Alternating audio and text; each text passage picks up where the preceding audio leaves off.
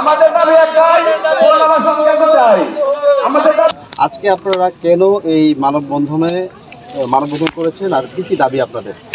আমাদের দাবি হলো বাংলাদেশ অর্থনৈতিক অঞ্চল বেজা কর্তৃপক্ষ আমাদের ইজেডের ভিতরে গ্রামটি পুনর্বাসনের প্রস্তুতি আমাদের নিয়েছে এবং এই প্রস্তুতি অনুসারে ইজেডের উত্তর পাশের সীমানা ঘেঁষে আমাদের একটি ম্যাপ করেছে এবং আমাদের সেই পুনর্বাসন বাস্তবায়ন করে দিবে। এই প্রতিশ্রুতি মর্মে সমস্ত গ্রামবাসীর আমাদের কাগজপত্র স্বাক্ষর সব ওকে করে এখন মন্ত্রণালয় পর্যন্ত ওকে আছে, কিন্তু আমাদের এখনও সেই পুনর্বাসনটি বাস্তবায়ন হচ্ছে না।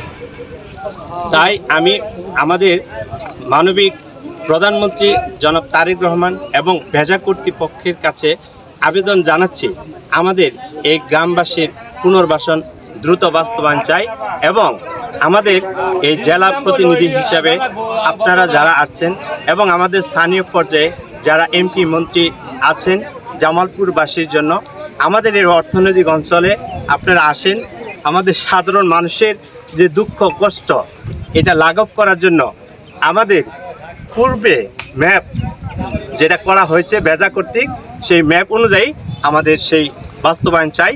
আমাদের বাড়িঘরের দ্রুত পুনর্বাসন চাই এবং মানবিক মৌলিক অধিকারের প্রধান বাসস্থানের সুব্যবস্থা চাই।